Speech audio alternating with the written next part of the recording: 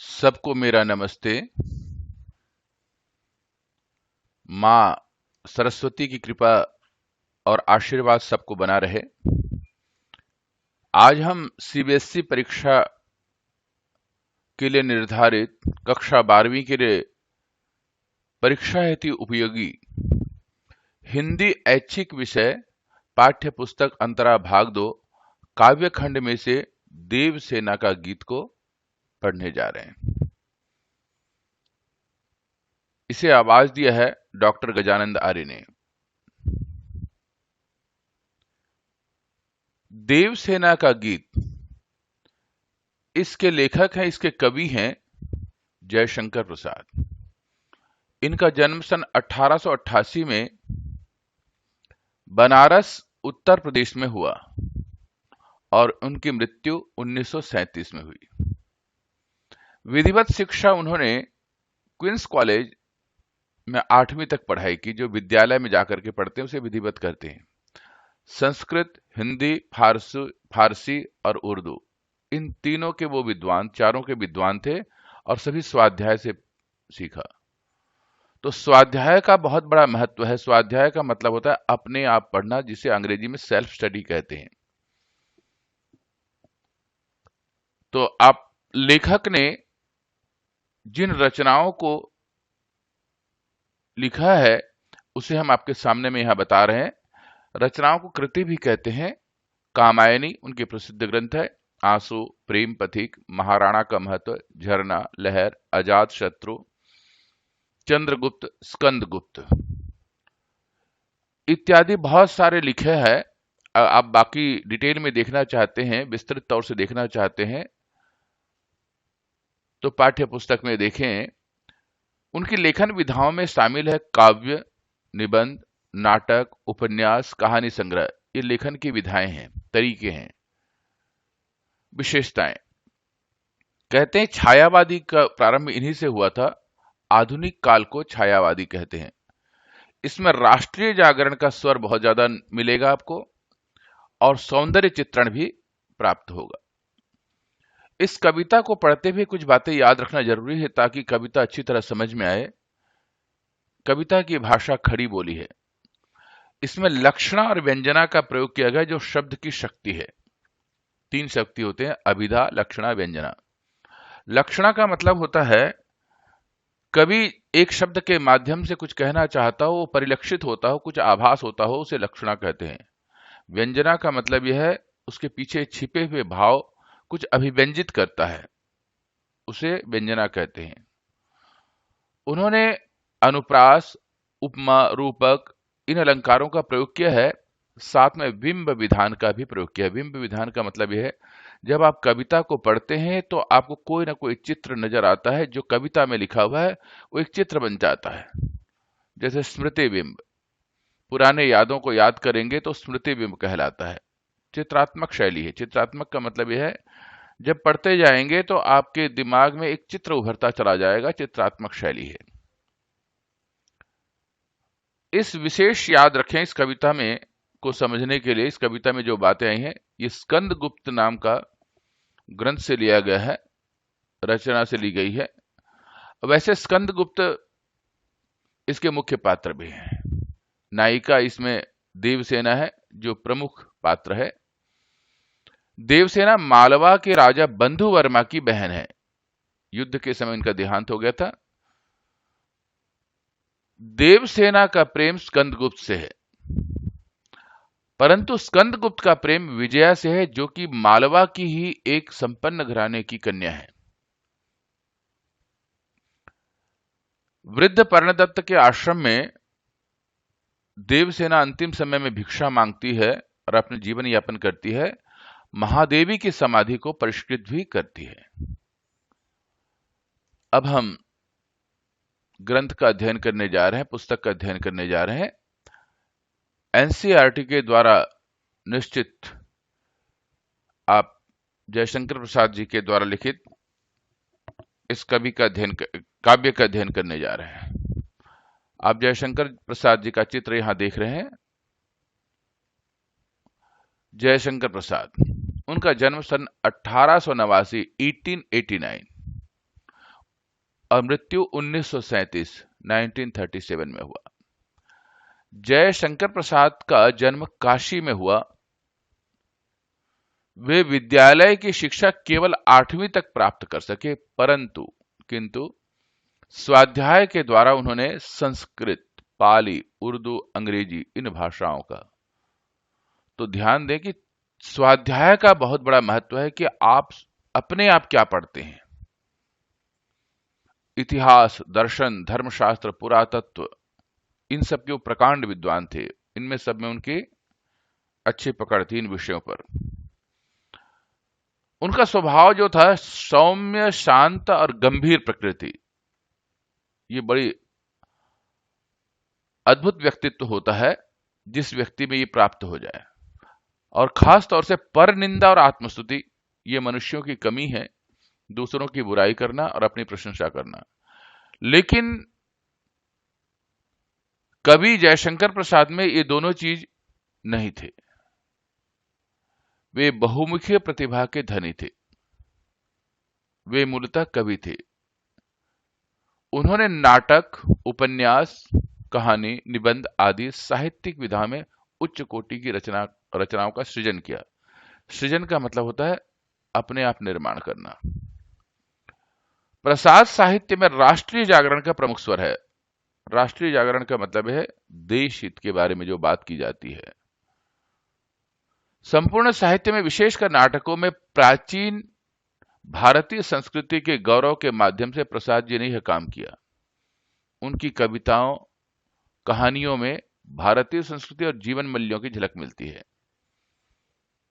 भारतीय संस्कृति, भारत की समस्त संस्कृतियां, साथ में सबसे बड़ी बात यह है जीवन मूल्य।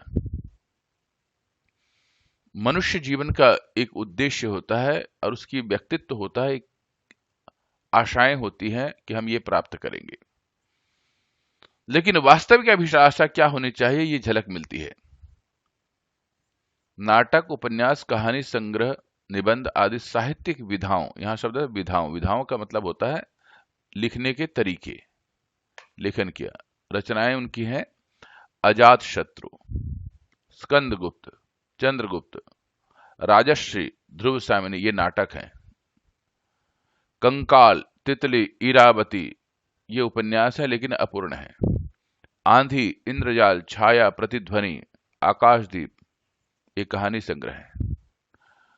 काव्य और कला तथा निबंध, ये निबंध संग्रह है। झरना, आंसू, लहर, कामायनी, कानन कुसुम और प्रेम प्रतीक, ये कविताएं हैं। कामायनी इनकी बड़ी प्रसिद्ध रचना है। अब हम पढ़ने जा रहे हैं देवसेना का गीत। लेखक ने किन मान्यताओं के आधार से, किन विचारों को के माध्यम से अभिव्यक्ति दी है, तो लेखक जयशंकर प्रसाद स्कंद के द्वारा लिखे स्कंदगुप्त के नाटक का हम अध्ययन कर रहे हैं। देवसेना मालवा के राजा बंधु वर्मा की बहन है। हमारे देश में अनेक आक्रमण हुए, उसमें हूणों का भी आक्रमण हुआ। हमारा देश जब आर्यावर्त था, जब भारत, पाकिस्तान, अरब, ईरान, बांग्लादेश सभी एक थे, तब यह आर्यावर्त कहलाता था। बहुत बड़ा साम्राज्य था। बंधु वर्मा सहित परिवार के सभी लोग वीर गति का मतलब होता है मृत्यु को प्राप्त हो गए। बची हुई देवसेना के स्वप्नों को साकार करने के लिए राष्ट्र सेवा का व्रत लेती है। मन में वो संकल्प लेती है। जीवन में देवसेना को स्कंदगुप्त की चाह थी, किंतु स्कंदगुप्त मालवा के धन कुबेर की कन्या विजया का स्वप्न देखते थे। जीवन के अंतिम मोड़ पर स्कंदगुप्त देवसेना को पाना चाहता है, किंतु देवसेना तब तक वृद्ध पर्णदत्त के आश्रम में गाना गाकर भीख मांगती है और महादेवी की समाधि को परिष्कृत करती है। स्कंदगुप्त ने अनुनय विनय कर पर वह जब तैयार नहीं होती, एक जीवन का समय आता है, उस समय स्कंदगुप्त को पता लगता है कि वो मुझसे प्रेम करती है। आज स्कंदगुप्त अपना प्रेम का इजहार करते हैं। वह आजीवन कुंवारा रहने का व्रत ले लेती है। इधर देवसेना कहते हैं, हृदय की कोमल कल्पना सो जा, जीवन में जिसकी संभावना नहीं, जिसे द्वार पर आए हुए लौटा दिया था, उसके लिए पुकार मचाना तेरे लिए अच्छी बात नहीं। इन शब्दों के माध्यम से वो स्कंदगुप्त के द्वारा प्रेम आग्रह को मना कर देती है। आज जीवन के भावी सुख, आशा और आकांक्षा सबसे विदा लेती हूं, यह कह करके वो मन में को कहते हुए कहती है, आह वेदना मिली विदाई। इसका विस्तृत अध्ययन हम लोग कविता में करेंगे। देवसेना का गीत कविता में देवसेना अपने जीवन पर दृष्टिपात करते हुए अनुभवों से अर्जित वेदनामय क्षणों को याद करती है। वेदनामय मतलब दुखमय, दुख से भरा हुआ जीवन। जीवन के इस मोड़ पर जीवन संध्या की वेला में अपने यौवन के क्रियाकलापों को याद कर रही है। वह अपने यौवन के क्रियाकलापों को भ्रमवश किए कर्मों की श्रेणी में रख रही है। वो सोचती है कि ये जो मेरे कर्म हुए हैं पिछले किसी जन्म का फल होगा, या मैंने गलती से बाल्यावस्था में ये प्रेम कर लिया। उसी समय नादानियों के पश्चात, जब बचपन में नादानियां होती हैं, आंखों में आंसू के अजस्र धारा भी बहती जा रही, दुख है कहीं, लेकिन उसे नादानी और कर्मों का फल समझ करके उसे छोड़ देती है। स्वयं को इससे बचाने की कोशिश भी करती है, क्योंकि जब वह युवा थी तो अनेक प्यासी निगाहें उसकी तरफ देखती थी, लेकिन उसके मन में मात्र एक ही प्रेम था। प्रलय स्वयं देवसेना के जीवन रथ पर सवार है। जीवन रूपी रथ, जीवन रथ अर्थात उसके शरीर पर प्रलय, वृद्धावस्था आ रहा है, और कहा द्रुतमान, द्रुतमान माने तेजी से। फिर भी वो शरीर में उसका कमजोरी आ रही है, फिर भी वो लोहा लेना चाहती है, कहना उससे अपने शरीर को स्वस्थ रखना चाहती है, महादेवी की वो सेवा करना चाहती है। वेदना के क्षणों में मनुष्य और प्रकृति संबंधों को व्यक्त करती चलती है। तो आपने यह पढ़ा। अब देवसेना का गीत, इस काव्य का हम विस्तृत अध्ययन करने जा रहे हैं। जब देवसेना का गीत शब्द आता है तो यहां पहला शब्द है आह वेदना मिली। जो आह शब्द है वेदना का है, पीड़ा का है। यहां पर मुझे विदाई लेनी है, किससे लेनी है? मेरे सुख से, मेरी अभिलाषा से, मेरी आशाओं से, मेरी आकांक्षाओं से मुझे विदाई ले रही हूं, यह कह रही है। ये सब उसके जीवन की वेदना है, क्योंकि उसने जीवन में प्रेम पाना चाहा और उसके लिए प्रतीक्षा भी की, लेकिन वह आज जो वेदना है वो इन सबको विदाई है कि जीवन के अंतिम समय में वह नहीं मिल पाया। मैंने भ्रमवश जीवन संचिस, भ्रमवश दिमाग में कहीं गलती थी, भ्रम था। जीवन में एक इकट्ठा किया था, वो क्या इकट्ठा किया था? प्रेम। मैंने सोचा था स्कंदगुप्त से मेरा प्रेम हो जाए, मधुकरियों की भीख लुटाई, वो सारे प्रेम को मैंने लुटा दिया। आज यहां पर वो भिक्षा मांग रही है, पक्वान्न की भिक्षा मांगती है और अपना जीवन यात्रा कर रही है। लेकिन अपने जीवन में जो कुछ उसने प्राप्त किया था, प्रेम प्राप्त किया था, वो प्रेम जो है आज उसे नहीं मिल पाया, तो भिक्षा की तरह उलट गई। छल छल थे संध्या के श्रम कण। संध्या का मतलब था सूर्यास्त के समय को संध्या कहते हैं। आज देवसेना का जीवन का सूर्यास्त का समय है, अर्थात देवसेना का जीवन जो है प्रौढ़ अवस्था की ओर जा रहा है। छल छल थे श्रम कण, परिश्रम जब करते हैं तो माथे से पसीने की बूंदें टपकती हैं। आज उसी की तरह आंसू टपक रहे हैं प्रतिक्षण। इसमें उसका देवसेना की पीड़ा नजर आती है। उसके छलकते हुए आंसू बता रहे हैं कि उसे कितनी पीड़ा है। मेरी यात्रा पर लेती थी नीरवता अनंत अंगड़ाई। यहां पर नीरवता का मतलब था एकदम शांति। इस जीवन की यात्रा में उसकी शांति जो है अंगड़ाई ले रहे हैं। अंगड़ाई का मतलब होता है जब कोई सो करके उठता है, थोड़ा जीवन में परिवर्तन आता है, या थक जाता है तो थोड़ा सा अंगड़ाई लेता है तो एक परिवर्तन आता है। तो यहाँ यौवन अवस्था से वृद्धावस्था की ओर एक अंगड़ाई जीवन ले रहा है। तो यहाँ पर नीरवता जो शब्द है इसमें मानवीकरण अलंकार है। आपने देखा होगा कि आंसू से गिरते, ये जो से शब्द है ये उपमा अलंकार का प्रतीक है, और यहाँ पर मानवीकरण अलंकार नीरवता में है। यहाँ अलंकारों का प्रयोग किया गया है। श्रमित स्वप्न की मधुमाया में, अब अपने पिछले दिनों को याद कर रही है इन कविताओं में। कहते हैं श्रमित स्वप्न की मधुमाया में, गहन विपिन की तरु छाया में, पथिक, एक राहगीर, पथिक रास्ते में चलने वाला व्यक्ति जब थक जाता है तो गहन विपिन, गहन माने घने, विपिन माने जंगल के पेड़ों के छाया में बैठ करके थोड़ा विश्राम लेना चाहता है। श्रमित स्वप्न की मधुमाया में, मैंने भी सपना देखा और जीवन यौवन अवस्था को पूरा गुजार दिया। ऐसे मीठी मीठी आशाओं को लेकर के, प्रेम भरी आशाओं को लेकर के मैंने अपनी जिंदगी को आगे बढ़ाया। लेकिन आज जो मेरा समय है प्रौढ़ अवस्था का है, जवानी आगे निकल चुकी है। ऐसे समय में श्रुति में, कानों में यह विहाग की तान सुनाई। यहां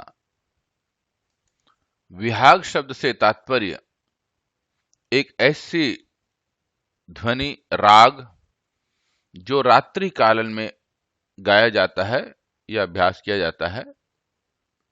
यहां पर देवसेना का जीवन यौवन अवस्था से आगे पार हो चुका है, तो लगभग एक रात्रि काल का प्रारंभ है। तो ऐसे समय में स्कंदगुप्त के माध्यम से जो प्रेम प्रणय का निवेदन किया गया, और उस प्रेम प्रणय के निवेदन में उसे विहाग की तरह मधुर ध्वनि भी लगी, क्योंकि जीवन की एक आशा थी, एक चाहत थी। आज तो उस कानों में पड़ी है, आज सुनाई दे रही है। तो वो पथिक यहां पर कह करके, अपने आप को जीवन के पथिक कह करके उसने ये बताया कि आज मेरे को मधुर ध्वनि जिसे मैं सुनना चाहती थी अपने कानों से, आज सुनाई दी है। लेकिन मेरा जीवन बहुत आगे निकल चुका है, ये विश्राम का समय है। तो मेरे कर्ण विवर पर ये मधुर ध्वनि तो जरूर लग रही है, लेकिन मैं अपने आप को संभाल नहीं पा रही हूं। लगी सतृष्ण दीठ थी सबकी, रही बचाए फिरती कब की। सतृष्ण मतलब तृष्णा भरी, लालच भरी, दृष्टि माने दृष्टि। न जाने कितने व्यक्तियों की, युवाओं की मेरे इस यौवन शरीर पर दृष्टि थी, लेकिन मेरे मन में तो एक ही आशा और एक ही विश्वास और एक ही प्रेम था, और वह था स्कंदगुप्त का प्रेम। तो वो कहती है मेरी आशा, आह बावली। आप देवसेना को यहां देख रहे हैं, वो मन में एक आशा रखी थी जो कि कभी मुझे प्रेम प्राप्त होगा, लेकिन वृद्धावस्था में यह प्राप्त हो रहा है। तो कह रहे कि जो मेरी आशा थी वो बावली है, पागल है। क्योंकि आशा एक मधुर चीज होती है। हर मनुष्य कुछ ना कुछ आशा लेकर के जीवन जीना चाहता है, और वह आशा अगर सफल हो जाए तो उससे कुछ आनंद नहीं, अगर वह आशा सफलता न दे तो उससे पागलपना कुछ नहीं है। तूने खो दी सकल कमाई, जिंदगी में तूने एक प्रेम की कमाई कमाई थी और वह भी तुझे प्राप्त नहीं हुई। तो यहां पर लेखक जो है प्रेम निवेदन को याद करते हुए और विगत दिनों को याद करते हुए देवसेना कह रही है कि मेरे वो सब बेकार हैं। तो ये एक चित्रबिंब प्रकट हो रहा है। कह रही है चढ़कर मेरे जीवन रथ पर। शरीर एक रथ है जिसमें आत्मा सवार होकर के, मन बुद्धि चित्त ये सारे सवार होकर के यात्रा करते हैं, और इस यात्रा में प्रलय चल रहा अपने पथ पर, धीरे धीरे शरीर का उम्र बढ़ता जाता है। आज देवसेना की भी उम्र बढ़ चुकी है। तो जीवन रूपी रथ यहां पर अलंकार का प्रयोग किया है। यह मानवीकरण अलंकार है। मैंने निज दुर्बल पद बल पर उससे हारी होड़ लगाई। मैंने अपने जीवन में जो कुछ होड़ लगाया था कि प्रेम को प्राप्त करूंगी और करके रहूंगी, लेकिन मैं हार चुकी हूं। मुझे विश्वास है कि अब मुझे मिलेगा नहीं। अगर किसी ने ध्वनि दी है तो मेरा शरीर अब नहीं देना चाहता। मेरा संकल्प बदल गया है। तो मेरे पैर लड़खड़ा गए हैं, अर्थात यौवन अवस्था आगे बढ़ चुकी है। विश्व को वो संबोधित करते हुए कहती है, लौटा लो यह अपनी थाती। थाती का मतलब होता है प्रेम, शरीर। लेखक जयशंकर प्रसाद जो है यहां कहना चाहते हैं, हे संसार के लोगों, जो मैंने प्रेम किया था उसे तुम ले लो, वापस ले लो। मेरी करुणा यह खाती। मेरे अंदर जो करुणा है वो कहीं ना मुझे पिघाल दे। मेरा संकल्प बदल जाएगा, क्योंकि करुणा में व्यक्ति जीवन बदल जाता है। विश्व को संबोधित करते हुए बात कह रही है, न संभलेगी यह मुझसे।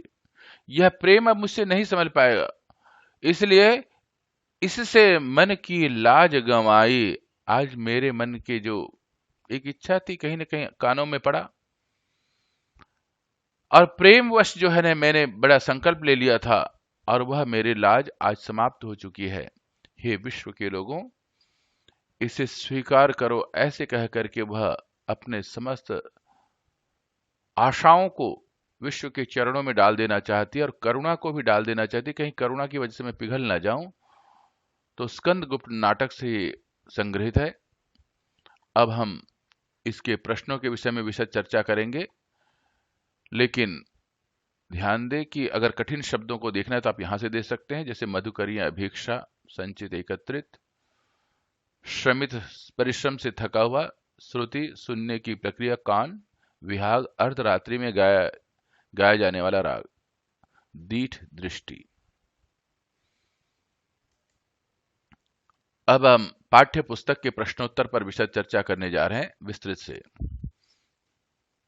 आप सबसे निवेदन है, अब अगर आपको ये पसंद आया है और आगे पाठ्य पुस्तक के प्रश्नोत्तर को भी हम विशद लिखित और मौखिक रूप से चर्चा करने जा रहे हैं, तो सबसे पहले अपने दाहिने हाथ पे सब्सक्राइब बटन है उसे दबाएं, और साथ में अपने कुछ मित्रों को भी इसे भेजें, ताकि सभी मित्र इस हिंदी साहित्य के जयशंकर प्रसाद द्वारा लिखे हुए सुंदर कविता का आनंद ले सकें, और जो परीक्षा दे रहे हैं वे सारे के सारे छात्र इसे अच्छी तरह समझ करके इन प्रश्नों को अभिव्यक्त कर सकें, अपनी लेखनी से लिख सकें।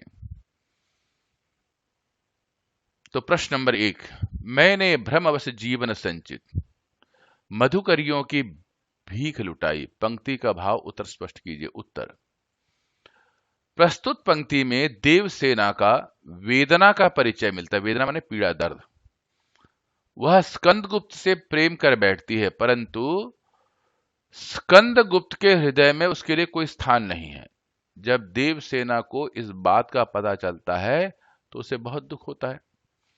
वह स्कंदगुप्त को छोड़कर चली जाती है। उन्हीं बीते पलों को याद करते हुए कह उठती है, मैंने प्रेम भ्रम में अपने जीवन भर की अभिलाषाओं रूपी भिक्षा को लुटा दिया है। अब मेरे पास अभिलाषाएं बची ही नहीं हैं। अर्थात अभिलाषाओं के होने से मनुष्य के जीवन में उत्साह, प्रेम का संचार होता है, परंतु आज उसके पास ये सब भी नहीं रहे। प्रश्न नंबर 2, कवि ने आशा को बावली क्यों कहा? उत्तर, आशा बहुत बलवती होती है, बलवती माने शक्तिशाली, परंतु इसके साथ भी बावली, पागल की तरह होती है। आशा यदि डूबे हुए को सहारा देती है तो उसे बावला भी कर देती है। बावला का मतलब पागल। प्रेम में तो आशा बहुत अधिक बावली होती है। वह जिसे प्रेम करता है उसके प्रति हजारों सपने बुनता है, फिर उसका प्रेमी उसे प्रेम करे या ना करे, वह आशा के सहारे सपनों में तैरता रहता है। यही कारण है कि आशा बावली है। प्रश्न नंबर 3, मैंने निज दुर्बल, इन पंक्तियों में दुर्बल पद बल और हारी होड़ में निहित व्यंजना स्पष्ट कीजिए। मैंने व्यंजना के बारे में बताया था। दुर्बल पद बल देवसेना के बल की सीमा का ज्ञान कराता है, अर्थात देवसेना अपने बल की सीमा को बहुत भली प्रकार से जानती है। उसे पता है वह बहुत दुर्बल है, इसके बाद भी अपने भाग्य से लड़ रही है। होड़ लगाई। पंक्ति में निहित व्यंजना देवसेना की लगन को दर्शाता है। देवसेना भली प्रकार से जानती है प्रेम में उसे हार ही प्राप्त होगी, परंतु उसके बाद भी पूरी लगन के साथ प्रलय का हार का सामना करती है, अर्थात वह हार नहीं मानती। काव्य सौंदर्य स्पष्ट कीजिए। श्रमित स्वप्न की मधुमाया लौटा लो। इन दोनों काव्य सौंदर्य को लिखेंगे तो सबसे पहले अपने पाठ्य पुस्तक का नाम लिखें, ग्रंथ का नाम लिखें जहां से लिया गया है, और पाठ का नाम लिखें, लेखक का नाम लिखें, और फिर बताएं। इस काव्यांश की विशेषता है कि इसमें स्मृति बिंब, स्मृति का मतलब होता है यादें। देवसेना स्मृति में डूबी हुई है, उसे वे स्मरण हो आते हैं। जब उसने प्रेम को पाने के लिए अथक प्रयास किए थे परंतु वह सफल रही, अब उसे अचानक उसी प्रेम का स्वर सुनाई पड़ रहा है। यह उसे चौंका देता है। विहाग राग का उल्लेख किया गया है कविता में। इसे आधी रात में गाया जाता है।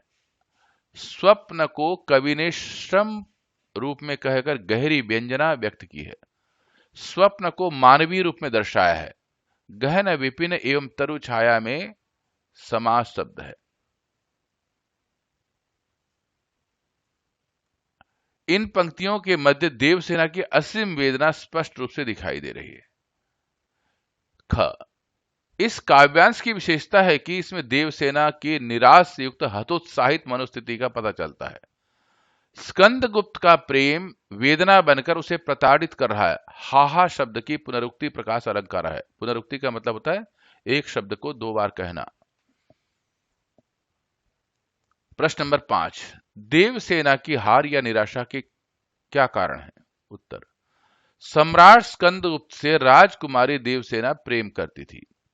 उसने अपने प्रेम को पाने के लिए बहुत प्रयास किए, परंतु उसे पाने के उसके सारे प्रयास असफल सिद्ध हुए। यह उसके लिए घोर निराशा का कारण था। वह इस संसार में बंधु बांधवों रहित होकर के रहती थी। पिता की मृत्यु पहले ही हो गई थी। भाई भी युद्ध में वीर गति को प्राप्त हुआ था। वह दर दर भिक्षा मांगकर गुजारा करती थी। उसे प्रेम का ही सहारा था, परंतु उसने भी उसे स्वीकार नहीं किया था।